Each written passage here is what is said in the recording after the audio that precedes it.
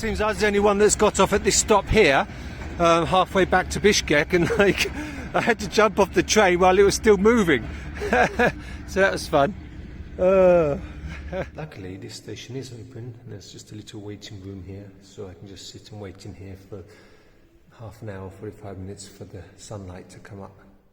It's daylight now, so I can explore the town a bit. Probably not much to see, but you never know. Straight away just come across a rather interesting Russian Orthodox church there.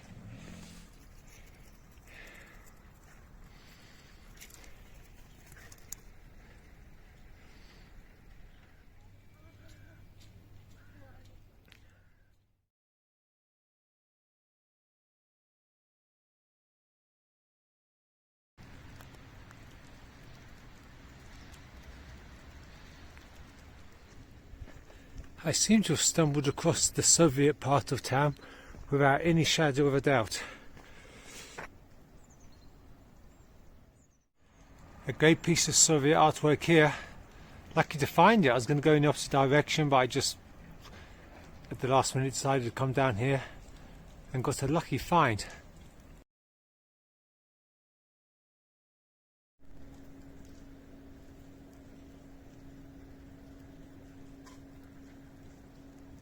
Such places are really cool. They're really good to discover, and you never know what you're going to find in such places. Often angry dogs.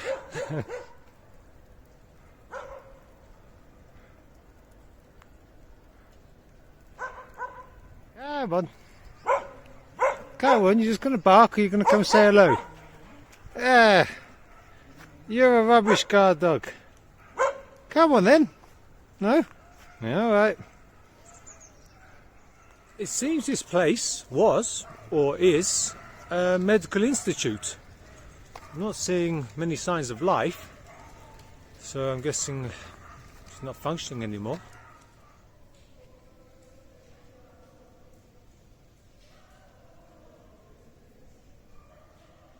So there you've got the red star, the hammer and the sickle.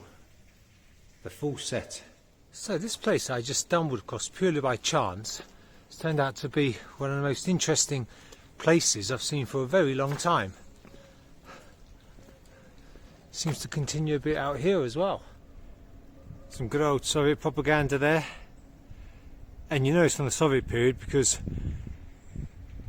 for some reason, I don't know why, in Russian the spelling for Kyrgyzstan changed. That's the old spelling.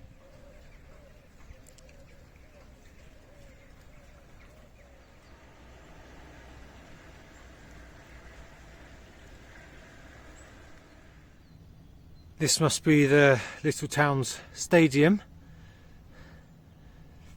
Little town, little stadium, but huge beer bottle.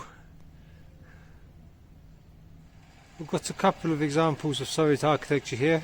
Quite small and simple, but absolutely typical. A cafe and a sports palace.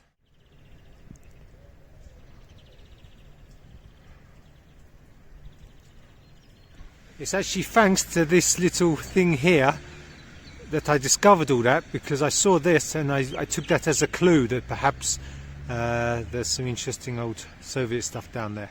This is actually a very old and interesting statue of Lenin. We're not showing an interest in the Lenin statue just now. An old lady walked past and clearly not a tourist like me, someone that's probably lived here for many years, if not all her life, and then she started taking an interest in the statue as well, and I noticed that when I left she got her camera out to take a photo of it, and I thought that's quite funny. She's probably walked past it, you know, hundreds of times, probably never taken any notice of it before, and then when I took an interest in it, it made her take an interest in it. And I've noticed that's often the case. It often takes an outsider to come and make us see things and appreciate things that we haven't noticed or that we've taken for granted.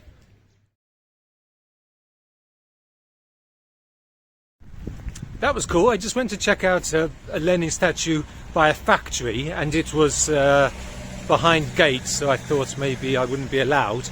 But I asked them if I could go in and photograph it, and they said yes.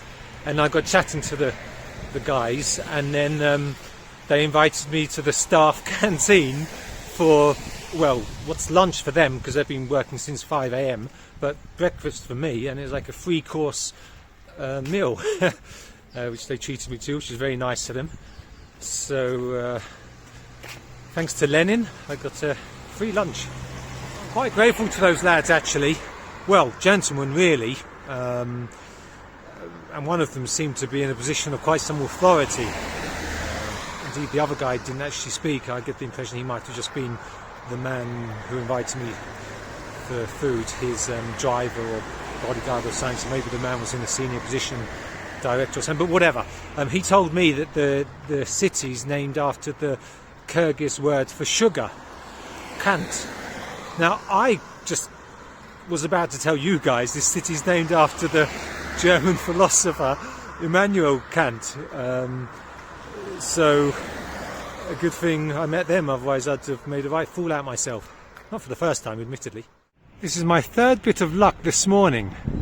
I was going to get a bus a few minutes ago, and one didn't seem to come, so I thought I'd just walk it to the next region.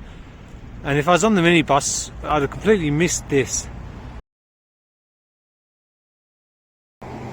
So just opposite there, where I've just been, I crossed the road to carry on the walk, and I just came across, purely coincidentally, yet another Lenin statue. How many's that been today? By and large, capital cities all around the world, they're kind of the same, aren't they? It's when you go to these smaller little cities and towns that you get to see more interesting things, it seems. I'll tell you something. I've seen more interesting things and had more fun in the past 2 hours in this small little town than I had in 3.5 months in Bishkek. So from now on, expect to see more of Kyrgyzstan and less of Bishkek.